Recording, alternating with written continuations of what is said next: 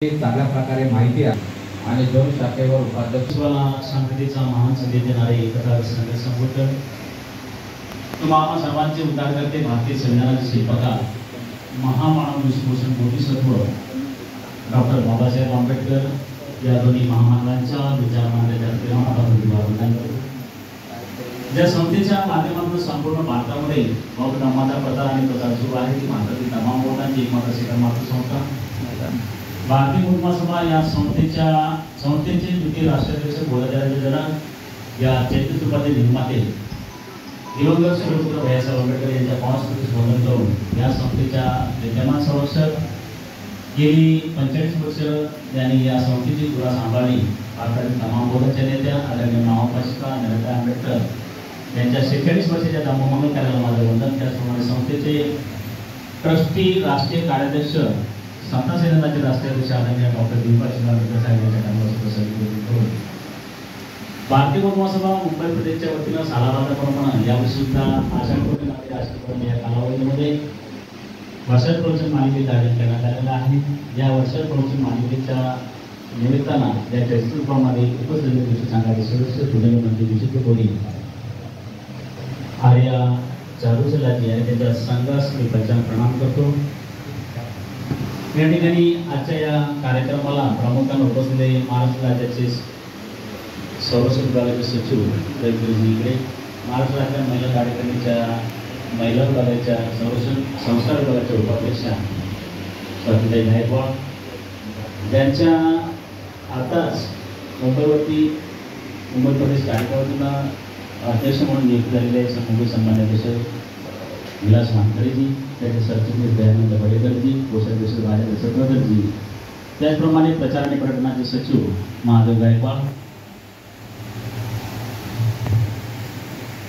त्या ठिकाणी मुंबई प्रदेश महिला शाखेच्या प्रचार आणि पर्यटनाच्या उपाध्यक्ष निर्मलाताई गवडी, त्याचप्रमाणे उषाताई गवडे, शांताताई बौद्ध, विविध शाखातून आलेले सर्व शाखांचे पदाधिकारी, केंद्रीय शिक्षक, केंद्रीय शिक्षिका, ज्यांच्या मार्गदर्शनामुळे ज्यांनी मला प्रेरित केल्यामुळे मी घडलो आणि संस्थेमध्ये खऱ्या अर्थाने या ठिकाणी जे काम करण्याची मला संधी मिळाली, माझे सासरे ज्येष्ठ बोधाचार्य आणि केंद्रीय शिक्षक तिथे वाकडे गुरुजी, समता सैनिकाचे सर्व सैनिक पदाधिकारी या ठिकाणी उपस्थित आहेत, प्रशिक्षणार्थी बोधाचार्य उपस्थित, बौद्ध उपासक उपासिका बालबालिका, त्याचप्रमाणे आमचे ज्यांनी आताच माझा परिचय करून दिला संरक्षण विभागाचे उपाध्यक्ष आणि चैत्यभूमीचे व्यवस्थापक आमचे धर्मबंधू प्रदीपजी कांबळे, या ठिकाणी आपल्या कॅमेऱ्यामध्ये सगळ्यांना या ठिकाणी कैद करणारे सिद्धार्थ ऐरेजी, या चैत्यस्तूपामध्ये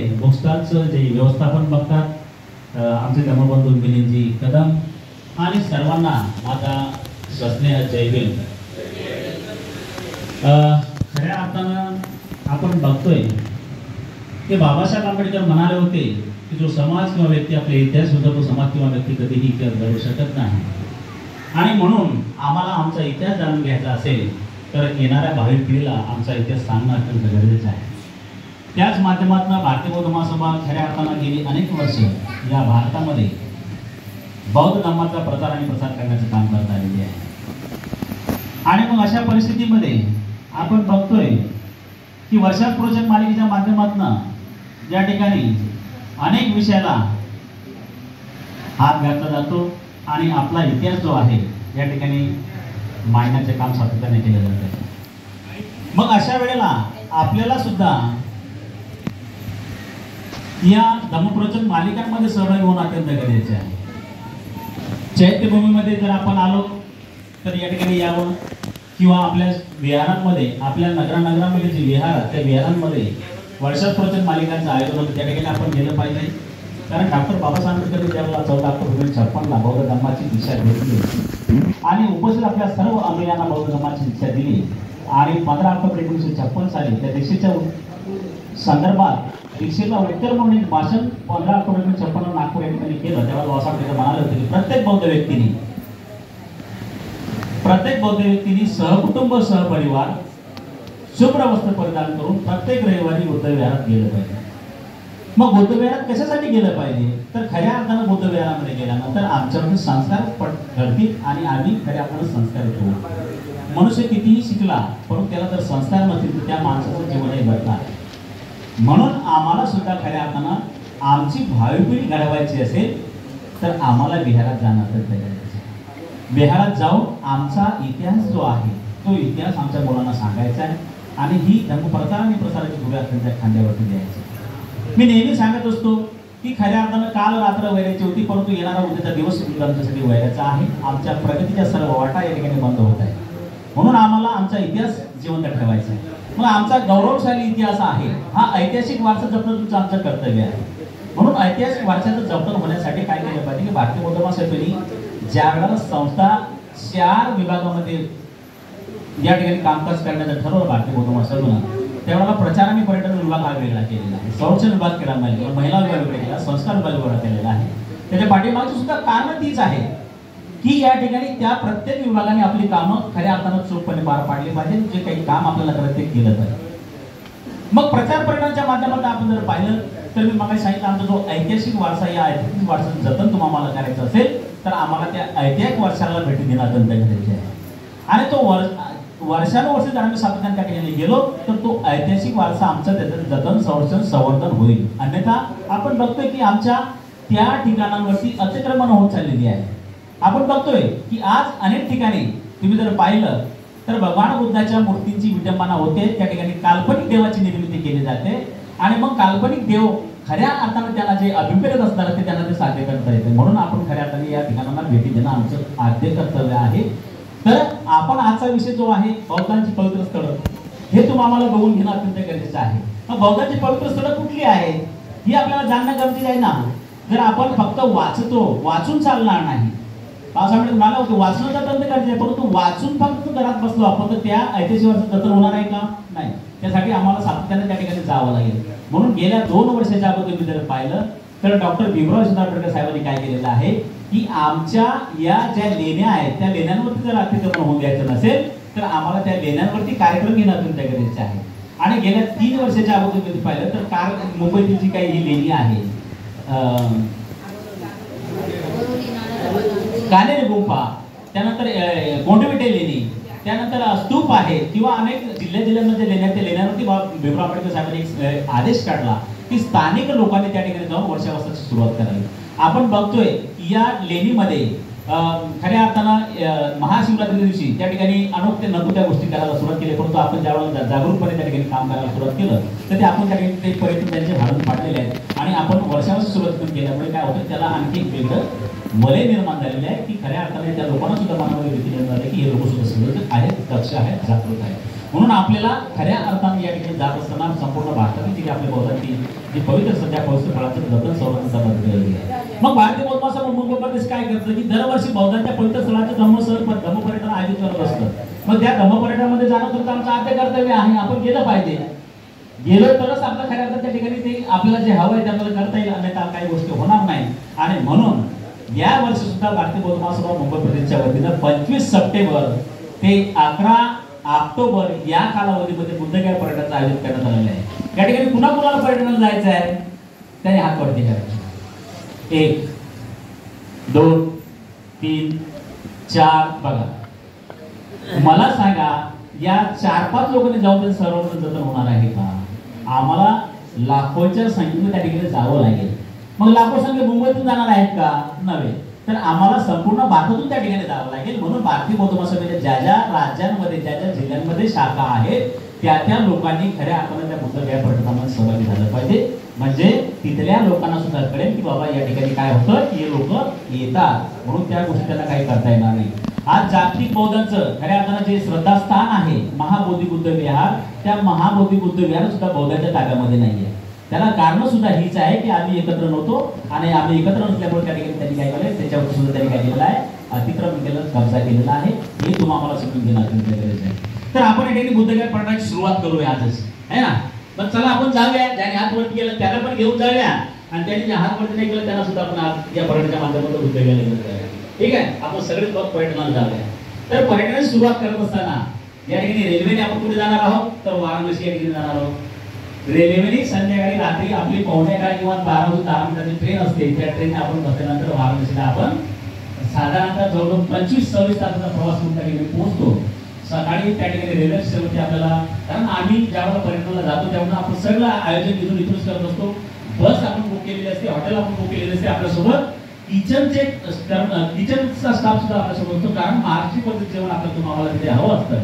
तिथं जेवण केलं तर आपलं आरोग्य सुद्धा बिघडू शकतं ना. म्हणून आम्ही काय करतो, सोबत आपण इथे किचनचे कर्मचारी घेऊन जातो जेवण बनवणारे, आणि त्या ठिकाणी राशन बिशन भरून काय करतो, त्या दिवशी चहा नाश्ता करायचा, फिरायला जायचं, आणि मग दुपार करतो आपलं जेवणाची व्यवस्था करतो. मग ते गेल्यानंतर मग वाराणसीला आपण जातो. परंतु खऱ्या अर्थानं आपल्याला सुरुवात कुठून करायची आहे, तर ज्या बुद्धगया पట్టणाचं खऱ्या अर्थानं बौद्धांची पवित्र स्थळ आहे त्याची सुरुवात कुठून होते, तर ती लुंबिनी या ठिकाणी होते. कारण भगवान बुद्धाचं म्हणजे पूर्वासन जन्म कुठे झालेला आहे, तर लुंबिनीला झालेला आहे ना. म्हणून आपल्याला त्या ठिकाणी जावं लागेल. आपण पर्यटन मधून करतो पाठ वेगळा आहे, परंतु आपल्याला खऱ्या ठिकाणी लुंबिनीला जावं लागेल. म्हणून लुंबिनी कुठे आहे, फक्त आपण नाव ऐकलेलं आहे, पण काही लोकांनी पुस्तकामध्ये वाचलं असतं की लुंबिनी हे नेपाळमध्ये आहे. नेपाळ हे दुसरं राष्ट्र आहे का नाही, तो दुसरा देश आहे ना, भारतामधला भाग आहे का नाही. तर लुंबिनी हा एक वेगळा देश आहे. आणि त्या लुंबिनीच्या म्हणजे नेपाळच्या लुंबिनी ठिकाणी खऱ्या आपल्याला सिद्धार्थ गौतमाचा जन्म झाला.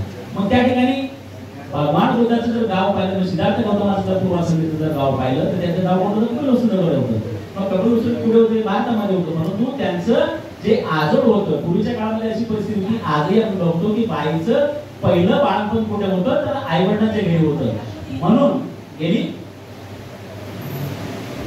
अनेक वर्ष त्या महामायेला पुत्र प्राप्ती झाली नव्हती, आणि बऱ्याच वर्षांनंतर पुत्र प्राप्त झाल्यानंतर तिने सुद्धा आग्रह केला आपल्या पतीकडे की मला माझ्या माहेरी बाळंतपणासाठी जायचं आहे. आणि मग कपिलवस्तूवरून ज्यावेळेला बाळंतपणासाठी माहेरी जात असताना मोठं लवकर मान घेतला गेलेला, आणि त्यांना घेऊन जात असताना नेपाळमधील लुंबिनी तराईपणामध्ये जेव्हा त्यांचा तो मेना आला, पूर्वीच्या काळामध्ये राजा महाराजांना मेन्यामध्ये घेऊन जायचे आहे की नाही, म्हणजे पालख्या असायच्या, पालखी महाराज लोक असायचे, त्याला त्या ठिकाणी घेऊन जायचे.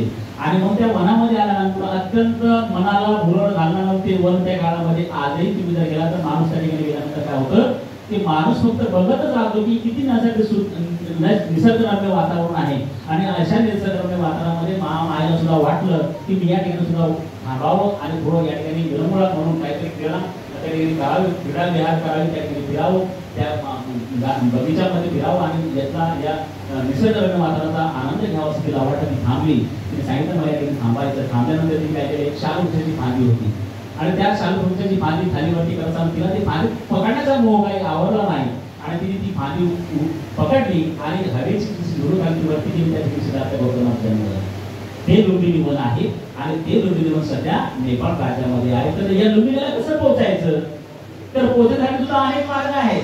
तुम्ही जर रेल्वेने गेला तर नैनिताल एक रेल्वे स्टेशन आहे, त्या ठिकाणी तुम्ही त्या पलीकडे जाऊन बॉर्डर, भारताची बॉर्डर क्रॉस करून त्या ठिकाणी जातो. भारताची बॉर्डर आणि नेपाळची बॉर्डर क्रॉस करायला काही त्या ठिकाणी फार मोठं काही असं काही वेगळं काही लागत नाही. सहज त्या ठिकाणी बॉर्डर पार करता येते.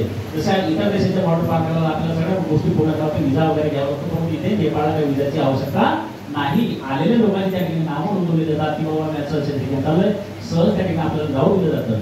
मग त्या ठिकाणी आम्ही नैनितालवरून रेल्वेने गेलो तर त्या ठिकाणी जाता येतं. परंतु इथून आपण जर गोरखपूर मार्गे जरी गेलो तर सोनोली नावाची जी बॉर्डर आहे, त्या सोनोली बॉर्डरवरून आपण आतमध्ये गेल्यानंतर तिथे आपला काय होतो, आपण मुक्काम करतो हॉटेलवरती, आणि हॉटेलवरती मुक्काम केल्यानंतर बसने आपण दुसऱ्या दिवशी तिथून लुंबिनी जातो. जवळ त्या ठिकाणापासून तर लुंबिनी 22 किलोमीटर अंतर बस त्या ठिकाणी प्रवास आहे. आणि अशा त्या ठिकाणाला जतन करण्याचे काम सम्राट अशोकाने केलेलं आहे. कारण आपण आज बघतो जो इतिहास आहे, जर तो इतिहास जर सम्राट अशोकाने जर निर्माण केला नसता तर आज आपल्याला कुठल्याही प्रकारच्या बघायला गोष्टी मिळाल्या नसतात. कारण सम्राट अशोकाने काय केलेलं आहे, त्या पद्धतीने भगवान बुद्धाचा धम्म हा 84,000 धम्मस्कंदामध्ये सांगितलं गेलेला आहे. त्याप्रमाणे त्यांनी 84,000 लेण्या असतील, विहार असतील, स्मारक असतील, स्तूप असतील, अशोक स्तंभ असतील, अशोक शिला असतील, असे त्यांनी त्या ठिकाणी लिहून ठेवल्यात किंवा उभा करून ठेवल्यात, निर्माण करून ठेवल्यात. म्हणून त्यांनी आज आपण बघतो त्या ठिकाणी महामायेचं काय केलेलं आहे, ते स्मारक उभं केलेलं आहे. ज्या ठिकाणी सिद्धार्थ गौतमाला जन्म दिला त्या ठिकाणी स्मारक उभा केलेलं आहे. आणि आजही त्याची खऱ्या अर्थाने देखभाल नेपाळ गव्हर्नमेंट त्या ठिकाणी करतं. फक्त भारतातील लोक त्या ठिकाणी जातात का, नाही, भारतातील लोक तर फारच कमी जातात, परंतु विदेशातील लोक खूप त्या ठिकाणी बौद्ध राष्ट्रातील लोक त्या ठिकाणी भेट द्यायला जातात. कारण विदेशातील लोकांनी बुद्ध धम्म त्यांनी खऱ्या अर्थाने 100% त्यांनी आत्मसात केलेला आहे. बौद्ध धम्माचे 100% ते आचरण करतात, आणि त्यांनी संकल्प केलेला आहे की या बुद्ध भूमीला, पवित्र अशा बुद्ध भूमीला आयुष्यामध्ये एकदा तरी भेटी देणं आमचं कर्तव्य आहे. आणि त्यांच्या त्या जन्माचं सार्थक होत नाही असं ते म्हणतात. आणि आरती त्या ठिकाणी झालं तर बहुत अनेक राष्ट्रातील लोक त्या ठिकाणी येतात, त्या विहारांना त्या स्मारकाला वंदन करतात, नतमस्तक होतात. आणि अशा ठिकाणी मग काय केले, अनेक देशांनी आपली त्या ठिकाणी काय केलेले विहार निर्माण केलेले आहे. भव्य दिवस त्या ठिकाणी विहार उभारलेली आहे. कारण थायलंड असेल, बर्मा असेल, म्यानमार असेल, चीन आहे, श्रीलंका आहे, थायलंड आहे, कोलंबिया आहे, जपान आहे, बांगलादेश आहे, अशा अनेक देशांची त्या ठिकाणी विहार मोठमोठे विहार त्या ठिकाणी निर्माण केलेले आहे. आणि त्या विहाराला भेट देणं सुद्धा खूप एक मोठ्या माणसाला खूप मोठं समाधान मिळतं. आणि ही जी काही जे पवित्र स्थळ जी 4 आहेत अत्यंत महत्वाची, ही आमची 4 पवित्र स्थळ जर कुणी भेदभाव घेतली असतील, त्याच्यावर जर कुणी कब्जा केला असेल तर तो हिंदू धर्माने केलेला आहे. या ठिकाणी प्रभुदास ठाकरे जे बाळासाहेब ठाकरेंचे वडील आहेत, त्यांनी सांगितलं, त्याचं पुस्तक आहे धर्माचे तेवढे, त्यांनी म्हटलेलं आहे या ठिकाणी हिंदू धर्माचं असं स्वतःचं अस्तित्व काही नाही आहे. जे काही आज हिंदू धर्म जे घेतलेलं आहे ते हिंदू धर्माचं बौद्ध पूर्ण त्यांनी त्या ठिकाणी आत्मसात केलेलं आहे, त्यांनी हे केलेलं आहे, त्याच्यावर केलेलं आहे. म्हणून आम्हाला खऱ्या अर्थाने ही जी काही जे 4 त्यांची पवित्र स्थळ आहेत किंवा ते 4 धाम म्हणतात, ती 4 पवित्र स्थळ आमच्या त्याचं पहिलं आपल्याकडे लुंबिनी पाहिलं, तिथे सिद्धार्थ गौतमाचा जन्म झालेला आहे. मग सिद्धार्थ गौतमाचा जन्म त्यांचा झाल्यानंतर बालपण त्या ठिकाणी गेलं, बालपण झालं, तारुण्यामध्ये त्यांनी पदार्पण केलं, लग्न केलं, ग्रह संसारामध्ये राहिले, मुलगा झाला. परंतु त्यांनी रोहिणी नदीच्या पाऱ्यावर काय केलेलं आहे, गळत्याग केला. आणि गळत्याग केल्यानंतर त्यांना जे हवं होतं शोधण्यासाठी त्यांनी काय केलं, 6 वर्ष तपस्या केल्यानंतर त्यांनी काय केलं की बुद्धगया या ठिकाणी त्यांना सम्यक समृद्धी प्राप्त झाली. आणि मग ती सम्यक समृद्धी प्राप्त केल्यानंतर त्यांनी काय केलं की हे ज्ञान लोक तुम्हाला सांगितलं, आज आपण जे काही हे सांगतोय तत्वज्ञान सांगतो लोकांना, हे त्याचं सर्व निर्माण केलेलं आहे. पण ज्या ठिकाणी भगवान बुद्धाला ज्ञान प्राप्त, सिद्धार्थ गौतमाला ज्ञान प्राप्त झाले, ते सम्यक समृद्धी झाले, भगवान बुद्ध झाले. ते ठिकाण कुठलं आहे तर बुद्धगया आहे. बुद्धगया कुठे आहे, बिहारमध्ये आहे. आणि बुद्धगया खऱ्या अर्थाने रेल्वे स्टेशन पासून ते लांब आहे. मग अशा ठिकाणी त्यांनी बसले, त्यांना ज्ञान प्राप्त झाली, त्या ठिकाणी ज्ञानाचा त्यांनी संस्कार पाठ केला. आणि मग तिथून त्यांनी जाणलं, त्या ठिकाणामध्ये काय झालं की त्या ठिकाणी मोठं विहार बांधलेलं, महाबोधी विहार त्या ठिकाणी आलेली आहे. त्या महाबोधी विहाराला अनेक लोक त्या ठिकाणी भेटी देत असतात. त्या बुद्धगयेमध्ये सुद्धा तुम्ही जर गेला तर त्या बुद्धगयेमध्ये सुद्धा प्रशस्त अशी विहार अनेक देशांनी त्या ठिकाणी बांधलेली आहे. आणि मग त्या विहारामध्ये भेटी देणं, सकाळच्या वंदनेमध्ये सहभागी होणं, महाबोधी विहाराची जर तुम्ही 5:30 वाजता, 5:30, 5:30, 6:15 वाजताच्या दरम्यान त्या ठिकाणी बुद्ध वंदनेचा कार्यक्रम होत असतो. त्या बुद्ध वंदनेच्या कार्यक्रमामध्ये सहभागी होणं म्हणजे खऱ्या आपण तुमच्या जीवनाचं सार्थक असं होतं. आणि मग आपण तिथून ती प्रेरणा आपल्यामध्ये जी ऊर्जा आपल्याला मिळते, ती ऊर्जा जेव्हा आपण खऱ्या अर्थानं काय होतो, त्यानंतर आपल्या काही काम करणं सुरुवात करतो. ते महाबोधी विहार बघणं, त्याच्या बाजूला नैरंजना नदी आहे की ज्या नैरंजना नदीच्या काठावर त्यांनी काय केलेलं आहे, आंघोळ बिंघोळ करून सूर्याची खीर दिली होती. ती खीर प्राशन केल्यानंतर ते खीर खाऊन त्यांनी ते पात्र म्हणजे नदीमध्ये फेकल्यानंतर त्यांनी संकल्प केला, ज्ञान प्राप्त होतं. तो एक तो पाठ वेगळा आहे. परंतु ती नैरंजना नदी त्या ठिकाणी आहे. त्याच्या पलीकडे जर गेला तर त्या ठिकाणी ज्या सुजाताने भगवान सिद्धार्थाला भगवान बुद्धसाठी पहिलं अन्न दिलं होतं, त्या सुजाताचा मन सुद्धा त्या ठिकाणी आजही भग्नावस्थेमध्ये आम्हाला बघायला मिळतोय. पुढे गेल्यानंतर ज्या पिंपळ वृक्षाच्या वडाच्या झाडाखाली सिद्धार्थ गौतम बसले होते आणि तिथं आपण नवस्फूर्तीसाठी त्या ठिकाणी कीर्तन त्यांना केलं होतं, ते ठिकाण सुद्धा तुम्हाला आम्हाला बघायला मिळतं. आज आपण या ठिकाणी बघतोय की अनेक लोकांनी त्या ठिकाणी अतिक्रमण सुद्धा केलेली आहे. अतिक्रमण काय केली की बऱ्याचशा काळानंतर आपण त्या ठिकाणी जात नव्हतो. आज तुम्ही जर 2568 वर्षाचा हा काळ लोटावला आहे. त्यानंतर तुम्ही पाहिलं भगवान बुद्धाचा धम्म इथून हद्दपार करण्यासाठी या लोकांनी अनेक प्रयत्न केले होते. परंतु खऱ्या अर्थानं बऱ्याच काळानंतर या ठिकाणी 2500 वर्षाच्या वेळेला बुद्ध शासनाला पूर्ण झाले, त्यावेळेला महामानव डॉक्टर बाबासाहेब आंबेडकरांनी परत बौद्ध धर्माला या ठिकाणी पुनरुज्जीवित करण्याचे काम या ठिकाणी केलेलं आहे. म्हणून आमचं सुद्धा कर्तव्य आहे, त्यांनी जे जतन केलेलं आहे त्या जतनाला त्याचं संरक्षण करणं सुद्धा तुमचं आमचं कर्तव्य आहे. मग त्या ठिकाणाला आपण गेल्यानंतर पुढे जातो तर ज्या तिसरं जे ठिकाण आहे बौद्धांचं अत्यंत पवित्र स्थळ, तर ज्या ठिकाणी भगवान बुद्धांनी हे ज्ञान प्राप्त करून पुढे गेलेल्या ज्या आपल्या 5 सहकाऱ्यांना त्यांनी धर्माचा उपदेश केलेला आहे ते सारनाथ आहे. पुढे वाराणसी जवळ बघायला सांगितलं तर वाराणसीवर आपण सारनाथ येतो. सारनाथ जे खऱ्या अर्थानं मोरगाय बंदाला म्हटलेलं आहे, त्या ठिकाणी हरणांचं वास्तव्य होतं. हरणांची कळपचे त्या ठिकाणी राहायचे, त्यांच्या सानिध्यामध्ये भगवान बुद्ध त्या ठिकाणी राहिले होते. आणि 5 लोकांना त्यांनी प्रथम धम्माचा उपदेश केला होता. ते ठिकाण कुठलं तर आहे तर ते सारनाथ आहे. त्या सारनाथला भगवान बुद्धांनी आषाढ पौर्णिमेला प्रथम धम्माचा उपदेश केला, त्यांना धम्माचा सार सांगितला. म्हणून ज्या नाथाने धम्माचा सार सांगितला त्याला सारनाथ असं म्हटलं गेलेलं आहे. आणि ते सारनाथ सुद्धा तुम्ही आम्हाला बघणं आमचं तुमचं आद्य कर्तव्य आहे. कारण त्या ठिकाणी सुद्धा काय आहे तर खऱ्या अर्थाने एक त्या ठिकाणी मोठा भव्य स्तूप उभा केलेला आहे, राखाडी स्तूप आहे आणि देशाची त्या ठिकाणी विहार सुद्धा आहे. मोठमोठ्या 80 फुटाच्या वालुकामय निर्मित केलेल्या मूर्त्या सुद्धा त्या ठिकाणी आहेत आणि ती पाहून माणसाला त्याच्यामध्ये मन एकदम रम्य होऊन जातं, मनाला एक वेगळं समाधान त्या ठिकाणी वाटतं. आणि मग अशा वेळेला माणसाला काय होतं की या महामानवाने खऱ्या अर्थानं तुमच्या आमसाठी जर त्या काळामध्ये ग्रहत्याग केला नसता तर एवढा मोठा इतिहास निर्माण झाला असता, हा सुद्धा प्रश्न निर्माण होतो. म्हणून आम्हाला त्या गोष्टी जतन करून आपलं कर्तव्य आहे. आणि त्या 5 लोकांना त्यांनी धर्म सांगितल्यानंतर भगवान बुद्धांनी आपल्या आयुष्याची जवळजवळ 45 वर्ष हा धम्म या जम्बूद्वीपामध्ये पोहोचवण्याकरता आपले 45 वर्ष या ठिकाणी घालवलेली आहे. आणि नंतर शेवटचा वर्षवास, पहिल्या वर्षात पुढे सांगितला सारनाथ या ठिकाणी गेला, पहिला वर्षवास सारनाथचा धम्म सांगितला, पहिल्या वर्षात सारनाथ झाल्यानंतर दुसऱ्या वर्षात राजगीरला गेला. कारण दुसऱ्या वर्षात राजगीर या ठिकाणी अशासाठी केला का त्यावेळेला सिद्धार्थ ग्रहत्याग करून राजगिरी या ठिकाणी गेले आणि मग राजगिरी नगरामध्ये जात असताना त्यांनी भिक्षा मागून परत जात असताना राजा बिंबिसाराने त्यांना पाहिलं आणि मग त्यांनी आपल्या सैनिकांना सांगितलं का हा जो व्यक्ती आहे हा साधू सुद्धा व्यक्ती नसून खऱ्या अर्थानं हा कमलवस्तू नगरीचा राजकुमार सिद्धार्थ आहे आणि तो माझ्या मित्राचा मुलगा आहे असं सांगितलं. त्यांनी सांगितलं याची देखभाल करा, याची विचारपूस करा, हा मुलगा फक्त बघा याच्याबद्दल लक्ष ठेवा. आणि त्याने त्याच्या कानावरती एक बातमी आली होती की सिद्धार्थ गौतमाने ग्रहत्याग केलेला आहे, ग्रहत्याग करून त्याने सर्व राज्य सोडून तो घर सोडून निघून गेलेला आहे. आणि मग त्या ठिकाणी गेल्यानंतर दुसऱ्या दिवशी आपला राजा लवाजा कसं त्या ठिकाणी गेला आणि वृद्धगड पर्वतावरती त्या काळामध्ये त्यांचं वास्तव्य होतं. राजाने त्यांना ठिकाणी सांगितलं आपण सर्व सैनिक या ठिकाणावर राजा स्वतःवरती गेला.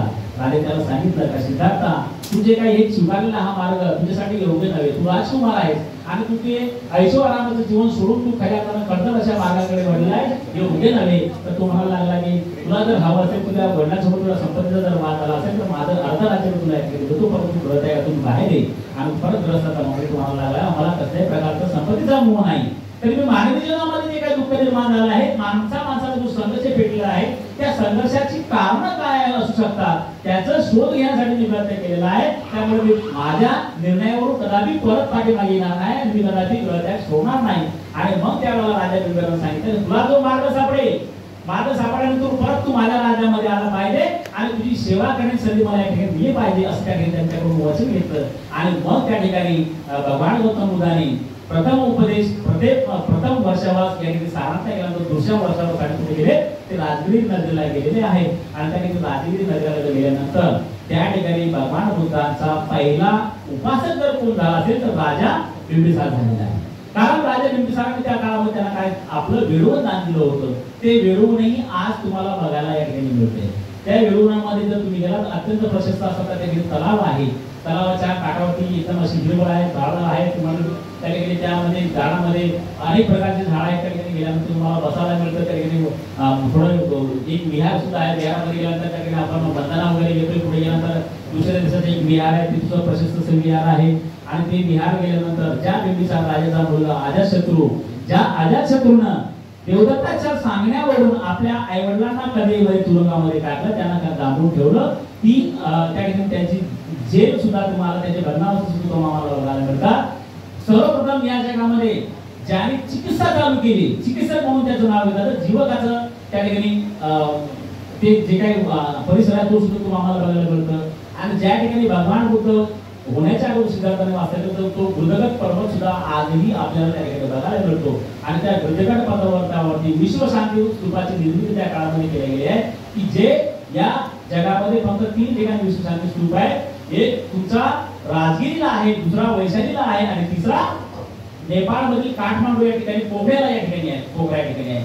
त्यातील एक स्तूप त्या ठिकाणी तुम्हाला विश्वशांती स्तूप कुठे राजगिरीच्या वृद्धगड पर्वतावर तुम्हाला बघायला मिळतो. भगवान बुद्ध सिद्धार्थ गौतम भगवान बुद्ध झाल्यानंतर तिथे राहत असताना ज्या ठिकाणी त्यांचं राहण्याचं ठिकाण होतं ते ठिकाण तुम्हाला बघायला मिळतं. आणि भगवान बुद्ध ज्यावेळेला बाहेर निघाले होते त्याला असताना त्या ठिकाणी देवदत्तांनी परत त्यांना त्यांचा प्राण हरण करण्यासाठी किंवा त्याच्या जीवनासाठी म्हणून एक मोठा बलावून दगड त्याच्यावर सोडला होता. आणि दगड सोडल्यानंतर भगवान बुद्धाचे कर्म चांगले होते कारण त्यांनी मैत्री दोघांना धरली होती. त्यांना फक्त पायाच्या बोटाला एक कपली होऊन त्यांना ते लागली होती. ते ठिकाण सुद्धा तुम्हाला बघायला मिळतं, ते ठिकाण सुद्धा बघता येतं. अशा ह्या गोष्टी आहेत. आता त्या ठिकाणी बिहार सरकारनं त्या वृद्धगड पदावर जाण्यासाठी काय केलेलं आहे की रोपवेची व्यवस्था केली आहे, चालत जाण्याची आवश्यक नाही, बऱ्याच वर्षातून रोप त्या ठिकाणी आहे. परंतु काही लोक चालत सुद्धा जातात, त्यांच्या अंगामध्ये तरुण आहे किंवा ज्यांच्या चालण्याची ताकद आहे ते लोक जाऊ शकतात. अन्यथा आपण ते रोपवेने जायचं असतं. आपण भारतीय बौद्ध महासभेच्या माध्यमातून त्या सर्व जाण्या-येण्याचा करता आपण करत असतो. आणि मग ते झाल्यानंतर आपण पुढे जातो की ज्या खऱ्या अर्थानं ज्या जगाला अज्ञानातून अंधकारातून बाहेर काढण्याचे काम म्हणजे खऱ्या अर्थानं त्या ठिकाणी भारतानं दिलेलं आहे ती बौद्ध विश्वविद्यापीठ जे आहे, नालंदा विश्वविद्यापीठ, की ज्या नालंदा विश्वविद्यालयामध्ये जगातील अनेक देशामधून लोक शिकायला यायचे, विद्यार्थी शिकायला यायचे. त्या काळामध्ये जवळजवळ 10,000 विद्यार्थी नालंदा विश्वविद्यालयात प्रशिक्षण घेत असायचे आणि 1,500 प्राध्यापक त्यांना शिकवण्याचं काम करायचे.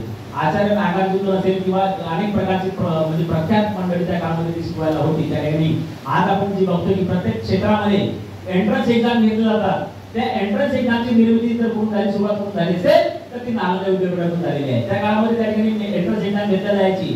तर एक विद्यार्थी त्या ठिकाणी शिकण्याला आला तर त्यावेळेला त्या ठिकाणी त्यांना सांगितलं त्याची परीक्षा तुम्हाला घ्यायची आहे. तर दरवाजावरती उभा असणाऱ्या गावपाळानं त्याचं काय केलं, त्याला बंधानं काय केलं की त्याच्या समोर पाण्याचं भांडं धरलं आणि मग पाण्याचं भांडं धरलं. तो सुद्धा येणारा शिक्षक म्हणजे जो विद्यार्थी तो सुद्धा खूप पागल होता. त्याने काय केलं की आपल्या झोळ्यामधून एक सुई काढली आणि त्या पाण्याच्या टोपामध्ये त्याने सोडली. पाण्याच्या टोपामध्ये सुई सोडल्यानंतर त्याला आदराने घेऊन येण्याचं सांगितलं गेलं. आदराने घेऊन गेल्यानंतर त्यांनी त्याला विचारलं गेलं की बाबा तुम्ही जे काही ह्या कृती केलं त्याचं काय आहे, त्याचं स्पष्टीकरण आम्हाला द्याल का. त्याने सांगितलं की जे पाण्यानं भरलेलं जे भांडं आहे तो अथांग ज्ञानाचा सागर आहे. त्या अथांग ज्ञानाच्या सागराच्या खोलीपर्यंत जाऊन मला या ठिकाणी ज्ञान ग्रहण करायचं आहे, म्हणून त्या ठिकाणी सोय सोडलेली आहे. याचा अर्थ असा आहे म्हणजे त्या काळामध्ये अशा प्रकारे त्या ठिकाणी परीक्षा घेतल्या जायच्या. आज त्या धर्तीवरती या ठिकाणी एंट्रन्स एक्झाम संपूर्ण भारतामध्ये घेतलं जातं. कुठल्या परीक्षेला आज एंट्रन्स एक्झाम आहे का नाही. पूर्वी IIT मध्ये फक्त एंट्रन्स एक्झाम होता. जे IIT मध्ये आहे त्या ठिकाणी IITच्या गेट आणि JEE साठी गेट म्हणजे एमटेक किंवा PhDच्या मुलांसाठी गेट एक्झाम व्हायची आणि JEE एक्झाम जी आहे बीटेक आणि जे काही म्हणजे बॅचलर डिग्रीसाठी त्याची व्हायची. अशा प्रकारच्या एक्झाम एंट्रन्स एक्झाम त्या काळामध्ये व्हायच्या. आणि मग तिथला जो परिसर आहे त्या परिसराचं थोडंसं उत्खनन झालेलं आहे, पूर्ण उत्खनन झालेलं नाही. खऱ्या अर्थानं आपण तर धन्यवाद दिले पाहिजे इंग्रजांना. इंग्रज या भारतामध्ये जर आले नसते तर आमचा इतिहास तुम्हाला मिळाला नसता, कारण इंग्रजांनी खऱ्या अर्थानं याचं उत्खनन वगैरे केलेलं आहे आणि अशा इंग्रजांना धन्यवाद देणं तुमचं आमचं कर्तव्य आहे. आणि आपण त्या ठिकाणी बघतोय की त्या नालंदा विश्वविद्यालयात थोडंसं उत्खनन केलेलं आहे. त्या ठिकाणी 7 मजली इमारत होती. त्या इमारतीतील विश्वविद्यालयाच्या इमारतीतील लायब्ररीला पुस्तकालय जे होतं त्या पुस्तकाला आग लावली गेली.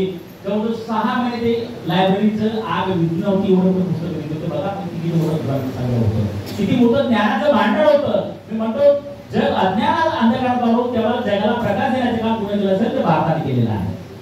आणि आज भारताच्या या ज्ञानामुळे जगाने प्रगती केलेली आहे, कारण त्यांनी बुद्धाचे विचार जे आहेत, बौद्ध धर्म जो आहे 100% त्यांनी अंगीकारलेला आहे, 100% त्यांनी स्वीकारलेला आहे, म्हणून त्यांची प्रगती झालेली आहे. आम्ही 2 दगडावरती पाय ठेवून आहोत. भीम केला त्याची का आधी जर आधी होतं आम्हाला कुठे नाचवलं तरी कळत नाही, अशी परिस्थिती आमची झालेली आहे. म्हणून आज खरे आपण तुम्हाला एक समजायचं असेल तर आमचा इतिहास तुम्हाला जाणून घ्यावा लागेल. मग आपण इथून पुढे जाऊया. नालंदा विश्वविद्यालयात आपण पुढे जायचं म्हटलं आपण पुढे जाणार आहोत तर आपल्याला वैशालीला जायचं आहे. वैशालीला काय आहे तर त्या वैशाली ठिकाणी सुद्धा काय झालेलं आहे की त्या वैशालीचे जे वंशी होते त्या वंशींना उपदेश भगवान बुद्धांनी त्या ठिकाणी केलेला आहे. त्या वैशालीला सुद्धा भगवान बुद्धांनी आपला वर्षावास केलेला आहे. आणि मग त्या ठिकाणी भगवान बुद्धांनी संघटनेला संघाला किती महत्त्वाचं स्थान आहे, एकीला किती महत्त्वाचं स्थान त्या ठिकाणी सांगितलेलं आहे. आणि अशा वेळेला भगवान बुद्धांनी वंशीला उपदेश केल्यानंतर तिथून भगवान बुद्धांनी शेवटच्या वर्षावास कुठे केलेला आहे, वैशाली या ठिकाणी केलेला आहे. आणि त्या शेवटच्या वर्षावासामध्ये भगवान बुद्धांनी आपल्या महापरिनिर्वाणाची घोषणा केलेली आहे. जगातील एक महामानव तर आपलं मृत्यू त्याने सांगितलं होतं या दिवशी मरणात जाणार आहे. माघ पौर्णिमेला घोषणा केली येणाऱ्या 3 महिन्यानंतर, म्हणजे ज्या दिवशी त्यांचा जन्म झाला ती वैशाख पौर्णिमेला त्यांना ज्ञानप्राप्त झाली. आणि येणाऱ्या महापौर्णिमेला सांगितलं 3 महिन्यानंतर मी महापरिनिर्वाणामध्ये वैशाख पौर्णिमेला माझं महापरिनिर्वाण होण्याचं म्हणून त्यांनी सांगितलेलं आहे. मग त्या वैशाली नगरामध्ये जर तुम्ही जर पाहिलं त्या ठिकाणी मग सेंटर स्तूप आहे, त्याच्या समोर मोठा एक तलाव आहे. वास्तव्याला असताना भगवान गौतम बुद्ध त्या तलावावरती आंघोळीला जायचे. तिथे आंघोळ करून त्या ठिकाणी ते जाऊन चारिका करायचे. ते सर्व त्या ठिकाणी बघायला मिळाल्यानंतर अनेक त्या ठिकाणी 2-3 देशांचे परत त्या ठिकाणी विहार निर्माण केलेले आहे. भगवान बुद्धांची राख त्या ठिकाणी आणली होती. त्या राखीवरती एक स्मारक उभं केलं, ते राख तुम्हाला बघायला मिळते, ते स्मारक तुम्हाला बघायला मिळते. वस्तू संग्रहालय त्या ठिकाणी आहे. की या ठिकाणी जे उत्खनन झालेलं आहे त्या उत्खननामध्ये काय काय गोष्टी भेटल्या त्याचं सर्व जतन संरक्षण त्या ठिकाणी केलं गेलेलं आहे. मग त्या ठिकाणी आपण पुढे निघतोय. रामाबाग नावाचं स्तूप आहे, काय कोलवा नावाचं एक गाव आहे, त्या ठिकाणी एक मोठा स्तूप उभारला गेलेला आहे, त्या ठिकाणी स्मारक निर्माण केलं गेलेलं आहे. त्या स्मारकाला आपण भेट देतोय. तिथून आपण पुढे जातोय. पुढे गेल्यानंतर एक आणखी एक स्तूप मध्ये जातोय, केसरी स्तूप. त्या केसरी स्तूपाचं असे म्हणतात खूप मोठा स्तूप तो आहे. त्या स्तूपाला आपण भेट दिल्यानंतर आपण कुशीनगरकडे जातो. कुशीनगरला काय आहे, या महामानवाचं महापरिनिर्वाण तिथे झालं आणि त्या महापरिनिर्वाणाच्या ठिकाणावरती सुद्धा मोठा एक स्तूप त्या ठिकाणी निर्माण केलेला आहे कुशीनगर या ठिकाणी. म्हणजे चार जे आपले पवित्र स्थळ आहेत त्यातलं शेवटचं जो पवित्र स्थळ कुठलं असेल तर ते कुशीनगर आहे. कारण या कुशीनगरच्या ठिकाणी काय झालेलं आहे, भगवान बुद्धांच्या त्या पार्थिवाला त्या ठिकाणी अग्नी देऊन त्यांची जवळजवळ 7 भागामध्ये विभागणी करून ते 7 लोकांना त्या 7 राज्यांना त्यांची रक्षा दिली होती. आणि मग त्या राखेवरती त्यांच्या राज्यामध्ये त्यांनी मोठमोठे स्तूप किंवा चैत्य निर्माण केलेले आहे. आणि असा हा इतिहास आमचा जी काही आज हिंदू धर्माची जी 4 धाम आहेत, ती 4 धाम जर तुम्ही भारतीय भारतातील बौद्धांची 4 धाम आहे हे तुम्हाला आम्हाला समजून घेणं अत्यंत गरजेचं आहे. म्हणून याच्यासाठी तुम्हाला आम्हाला त्या ठिकाणी जावं लागेल. गेलं तर आपण ते सर्व बघू शकणार आणि बघल्यानंतर खऱ्या आपल्याला काय होईल तर आपल्याला ते सर्व बघायला किंवा सांभाळायला होईल. इथून पुढे आपण बघूया की त्याच्या व्यतिरिक्त जी काही या ठिकाणी जी काही स्मारक आहेत किंवा जे काही आमचे ठिकाण आहे ते तुम्हाला बघावं लागेल. आणि ते बघत असताना या ठिकाणी वेळेचं सुद्धा भान मला ठेवावं लागेल. कारण आपण या ठिकाणी बघूया की वैशाली झालं, आपलं राजगृह झालेलं आहे, श्रावस्ती आपण नंतर जाऊया. तर जे नालंदा झालं नंतर साची हे ठिकाण आहे अत्यंत महत्वाचं. या ठिकाणी मध्य प्रदेशातील भोपाळपासून 60 किलोमीटर अंतरावरती एक मोठा सांचीचा स्थळ निर्माण केलेला आहे. आणि त्याचं सुद्धा जर तुम्ही मला सांगितलं शोध पुढे लावला असेल तर कधी ह्यामध्ये आहे इंग्लंडचे जे काही अधिकारी होते, इंग्रजांचे अधिकारी होते त्यांनी त्याची या ठिकाणी ओळख केली गेलेली आहे. आणि जवळजवळ 100 फूट तो भव्य असा स्तूप आहे. सम्राट अशोकाचा जो राजा अशोकाने त्या ठिकाणी बुद्धगयाचे जे काही मोठे त्या ठिकाणी निर्माण केलेलं आहे. आणि भगवान बुद्धाची काही उजवे आणि डावे महामोगलांसाठी पुत्र होतं त्यांच्या त्या अस्थि कलशांवरती अस्थिवरती त्या ठिकाणी स्तूप त्या ठिकाणी निर्माण केलेलं आहे. पुढे गेल्यानंतर त्या बाजूला श्रीलंकेच्या सरकारने सुद्धा त्या ठिकाणी विहार निर्माण केलेलं आहे. ते विहारामध्ये सुद्धा आम्हाला ते विहार बघता येतं. आजूबाजूला तिथल्या गेल्या मंदिर परिसरामध्ये तर त्या ठिकाणी सतधारा या ठिकाणी सुद्धा एक स्तूप आहे. पुढे गेल्यानंतर विदिशा ठिकाणी या ठिकाणी स्तूप आहे. अशा प्रकारचे अनेक स्तूप त्या ठिकाणी आहेत. नंतर आपण पुढे जाऊया, साचेवरून पुढे निघायचं. त्यानंतर आपण श्रावस्ती जे अत्यंत महत्त्वाचे ठिकाण आहे तुमच्या आमच्यासाठी या श्रावस्ती नगरामध्ये श्रावस्तीचा जो दानशूर व्यक्ती होता आहे की नाही, अनाथपिंड, त्या अनाथपिंडकांना खऱ्या अर्थानं राजकुमार जेठाचं जेतवन हे त्या ठिकाणी आपल्या सर्वांना श्रुत आहे, आपण सर्व या ठिकाणी माहिती आहे की जे सोन्याच्या मोहरा जमिनीवरती बसून ते विकत घेऊन ते जेतवन भिक्षू संघासाठी त्या ठिकाणी दान केलं होतं. त्या ठिकाणी संघाच्या वास्तव्यासाठी मोठा संग्राम निर्माण केलेला होता. त्या ठिकाणी अनंत असणाऱ्या भिक्षूला राहण्याची व्यवस्था सुद्धा त्या ठिकाणी केलेली आहे. त्या ठिकाणी मोठमोठे त्यांचे राहण्याचे ठिकाणं सुद्धा आहेत. त्या ठिकाणी त्यांचे मंदिराचे ठिकाण आहे, त्यांची झोपण्याची व्यवस्था आहे, जेवणाची व्यवस्था आहे, त्या ठिकाणी त्यांच्या पिण्याच्या पाण्याची व्यवस्था कशा प्रकारे होती सर्व आधी त्यांचे त्याला म्हणतात की ते जे काही अवशेष आहेत ना अवशेष तुम्हाला बघायला मिळतात. आणि तो परिसर त्यांनी आपल्याला बघत असताना मनाला एक शांत म्हणजे मन एकदम प्रसन्न होतं. कारण ज्या जेतवनामध्ये भगवान बुद्धांनी आपल्या आयुष्यातील जवळजवळ 25 वर्षावर त्या ठिकाणी केलेलं आहे. आणि त्या 25 वर्षामध्ये भगवान बुद्धांनी जे काही सूत्र सांगितलेले आहे त्या सूत्रांची निर्मिती त्या ठिकाणी झाली. सूत्र त्या ठिकाणी पठण भगवान बुद्धांनी सांगायचं त्या ठिकाणी केलेलं आहे. परासूत्र असेल, महामूत्र असेल, त्या अनेक सूत्रांचं त्या ठिकाणी पठण केलेलं आहे. तिथून आपण पुढे गेल्यानंतर ज्या अंगुलीमालाला खऱ्या अर्थानं संपूर्ण राज्य घाबरत होतं त्या अंगुलीमालाला सुद्धा आपल्या कवेत आणण्याचं काम भगवान बुद्धांनी केलेलं आहे. त्या अंगुलीमालाची गुहा सुद्धा तुम्हाला त्या ठिकाणी बघायला मिळते. कारण त्या अंगुलीमालाने काय केलं होतं, सगळं राज्य घाबरून सोडलं. भगवान बुद्धांनी त्या ठिकाणी गेल्यानंतर भगवान बुद्धांनी सांगितलं आल्यानंतर तो भगवान बुद्धाला शरण केला. आणि शरण केल्यानंतर एक डाकू भगवान बुद्धाच्या सानिध्यातून आनंद पदाला पोहोचलेला आहे. ते ठिकाण आम्हाला बघायला मिळतं. आणि ह्या सगळ्या गोष्टी बघितल्यानंतर आपण खऱ्या अर्थानं काठमांडू या ठिकाणी सारनाथ सोडून पुढे येतो. तर सारनाथवरून आपण लखनौ या ठिकाणी येतो. लखनौला आल्यानंतर मायावती यांनी जे काही त्या ठिकाणी आंबेडकर पार्क निर्माण केलेला आहे त्या आंबेडकर पार्क निर्माण केलेला आंबेडकर पार्कला सुद्धा आपल्याला बघायला मिळतं. कारण भव्य असा तो पार्क आहे. त्या पार्कमध्ये गेल्यानंतर आता मला सुद्धा असं वाटतं की आपण भारतातील खऱ्या जे जे बौद्ध लोक आहेत त्या बौद्ध लोकांनी त्या पार्कमध्ये सुद्धा सातत्यानं भेटी देणं गरजेचं आहे. कारण त्या पार्कची दुरावस्था होत चालली आहे. ज्या काळामध्ये महाराज राजू तेव्हा त्याची देखभाल मोठ्या चांगल्या प्रकारे होत होती, परंतु आता तिथल्या सरकारने सरकारच म्हणत आपलं नाही म्हणून म्हटलं गेलेलं आहे की धम्माला जर राजशाही असेल तर धम्मा हा चांगला फोपावतो आणि म्हणून आपल्याला धम्माला राजशाही देणं सुद्धा अत्यंत गरजेचं आहे. ह्या गोष्टी आपण तुम्ही अनुभव करणार गरजेचं आहे. यानंतर आपण जर पाहिलं तर बाबासाहेब आंबेडकरांनी ह्या सर्व गोष्टी केलेल्या आहेत त्या सर्व गोष्टीला आपल्याला जाणवं गरजेचं आहे. मी नेहमी सांगत असतो की जे बाबासाहेब आंबेडकरांनी जे स्वीकारलं ते आपल्याला स्वीकारायचं, त्यांनी जे नाकारलं ते आम्हाला नाकारायचं आहे. म्हणून त्यांनी ज्या ज्या गोष्टी केलेल्या आहेत त्या गोष्टींना आपण भेटी देणं गरजेचं आहे. आपण बघतो की बाबासाहेब आंबेडकरांनी 14 ऑक्टोबर 1953 साली नागपूर या ठिकाणी बौद्ध धम्माची दीक्षा आपल्या लाखो अनुयायांनी सोबत त्यांनी घेतली. ते नागपूरच्या दीक्षाभूमी सुद्धा तुमच्या आमच्यासाठी अत्यंत महत्त्वाचं पवित्र ठिकाण आहे. त्या दीक्षाभूमीला सुद्धा आपण गेलं पाहिजे आणि त्या दीक्षाभूमीची जर तुम्ही पाहिली तर तिथे सुद्धा काय झालेले आहे की वातावरण त्या ठिकाणचं बिघडलेलं आहे. म्हणून आम्हाला एकत्र येणं गरजेचं आहे. एकत्र येऊन संघर्ष करणं सुद्धा आपण गरजेचं आहे. त्या दीक्षाभूमीला आपण भेट दिल्यानंतर त्या नागपूर नगरामध्ये अनेक ठिकाणी मोठमोठे विहार निर्माण केले गेलेले आहेत. त्या ठिकाणी जापान सरकारने ड्रॅगन पॅलेस त्या ठिकाणी निर्माण केलेला आहे की नाही. कामठीला ड्रॅगन पॅलेस आहे. तिकडे पुढे येत असताना मोठमोठे विहार आहेत, मोठमोठ्या मूर्ती आहेत. परंतु बाबासाहेब आंबेडकरांचे जे काही सहकारी होते वामनराव घोडबले त्यांनी सुद्धा चिचोली या गावाला जवळ तुम्ही जर गेला तर नागपूर पासून जवळ आहे 10-15 किलोमीटरवरती आहे. त्या चिंचोलीला सुद्धा तिथे बाबासाहेब आंबेडकरांच्या वस्तूंचं संग्रहालय उभारलेलं आहे. त्या बाबासाहेब आंबेडकरांनी ज्या खुर्चीमध्ये बसून टाईपरायटरवरती भारतीय संविधानाची निर्मिती केलेली आहे ते टाईपरायटर, ते खुर्ची, त्यांचे पेन, त्यांनी घातलेले टाय, कोट, सूट, बूट, बुटं किंवा त्यांचे त्या काळात वापरलेले कंदील, ह्या सर्व गोष्टी त्यांच्या काठ्या असतील ती जी म्हणजे माणसाची जी काठी लागते मात्र ती काठी आहे. अशा अनेक वस्तूंचं संग्रहालय त्याकडे जोडण करण्यात आलेलं आहे. परंतु खऱ्या अर्थानं सरकारने त्याच्याकडे दुर्लक्ष करण्याचं काम केलेलं आहे. त्यांच्या वस्तूला त्या संपण्याच्या मार्गावरती आलेल्या आहेत.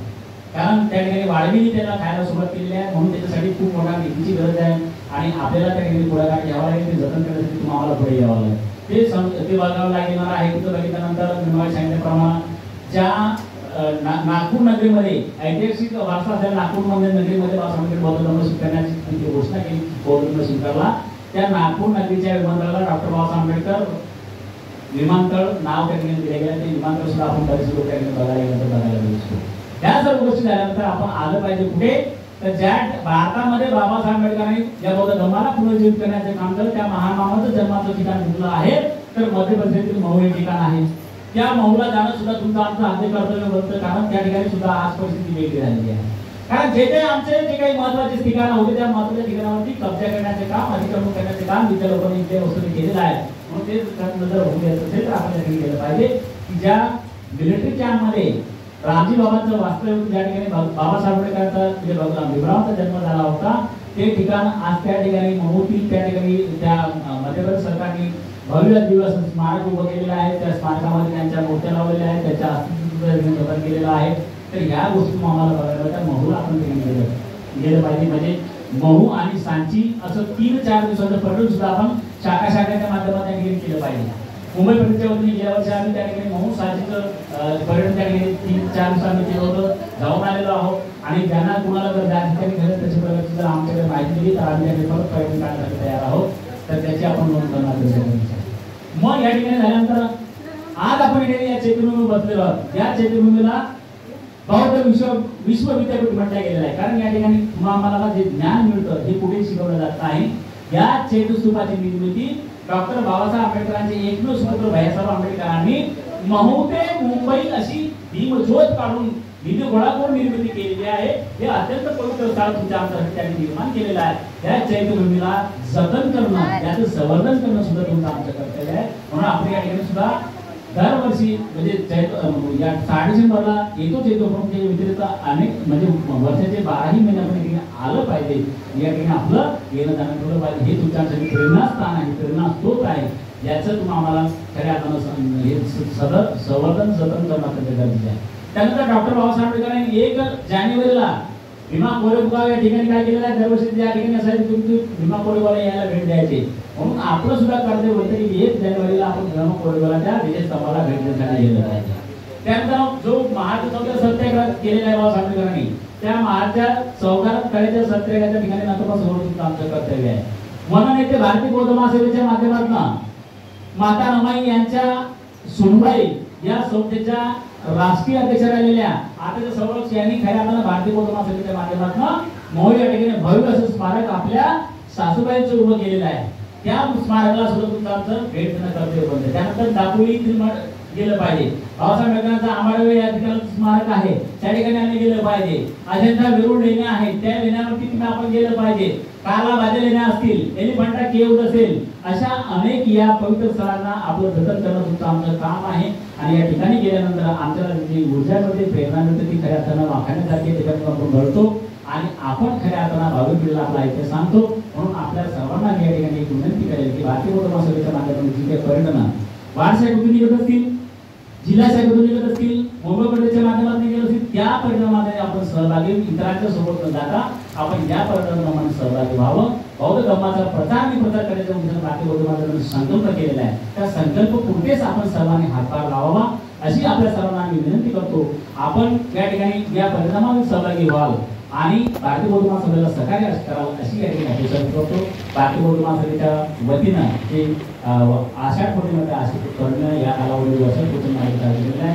मला या ठिकाणी प्रोत्साहन देण्याची संधी उपलब्ध करून दिली त्याबद्दल मी मुंबई प्रदेशचं या ठिकाणी आभार व्यक्त करतो. आणि येणाऱ्या काळामध्ये अशा प्रकारे आपण सुद्धा या ठिकाणी घडाल, कारण भावी बौद्ध धर्माचे प्रचारक आणि प्रसारक तुम्ही आहात. कारण या ठिकाणी जी काही आता तरुण पिढी काही जी आता असणारी विद्यार्थी पदार्थ लोक वारकऱ्यांकडे झोपलेली आहे आणि येणाऱ्या काळामध्ये यांना सुद्धा पायउतार व्हावं लागणार लोकांना. म्हणून आपण खऱ्या अर्थानं नवादानाचे जे काही धर्मप्रचार करणारे शेजारो आपण घडणार आहोत, त्यांनी खऱ्या अर्थानं प्रामाणिकपणे घडल्यानंतर इथेच भारतीय बौद्ध महासभेला वेळ द्यावा अशी आपल्या सर्वांना कळकळीची विनंती करतो. या ठिकाणी आपल्या सर्वांकडे मग कामना करतो, व्यक्त करतो. भारतीय बौद्ध महासभेच्या माध्यमातून 25 सप्टेंबर ते 11 ऑक्टोबर आपण बुद्धगयाचं पर्यटन आयोजित केलेलं आहे. आपल्या जवळजवळ 2 बस झालेल्या आहेत, 10 सीट आपल्याकडे रिकाम्या आहेत. आम्ही काल जवळजवळ 84 लोकांचे तिकीट्स काढलेले आहेत. ज्यांना कोणाला येत असेल त्यांनी तुमच्याकडे तात्काळ नावं द्यावी, जेणेकरून आम्हाला रेल्वेचं रिझर्व करता येईल. आणि मग असं म्हणायला नको की आम्हाला येण्याची इच्छा होती म्हणून आता येऊ शकत नाही. ही इच्छा घालवू नका अशी मी आपल्या सर्वांना कळकळीची विनंती करतो. आणि राहिले तुमचे 2-4 दिवसाची क्लास तर आपण मुंबई प्रदेशची विनंती करूया की जे लोक जातात त्यांना परीक्षेला बसण्याची आपण परवानगी तशी त्यांना देऊया. कारण आपला एक क्रायटेरिया आपण ठरवलं जवळ 50% किंवा 60% उपस्थितीची असली पाहिजे क्लासमध्ये. तर अशी या ठिकाणी आपण ज्यांना यायचं त्यांनी नाव नोंदवावी. परिस्थितीची मला 2-3 लोक म्हणले की आमचा असं क्लासचा प्रॉब्लेम त्यांनी मला त्यांनी सांगितलं 31 तारखेला. तर म्हणलं आपण ते तुम्ही काळजी करून ते आपण पुढे बघूया. तर जे येत असेल त्यांनी नावं आपल्याकडे तात्काळ द्यावी आणि आपलं 5,000 किंवा 10,000 रुपये देऊन आपला सीट आरक्षित करावं, जेणेकरून रेल्वेचं रिझर्वेशन करता येईल. आणि ह्या सर्व गोष्टी तुम्ही सहभागाला शक्यता करून आपलं समजा मग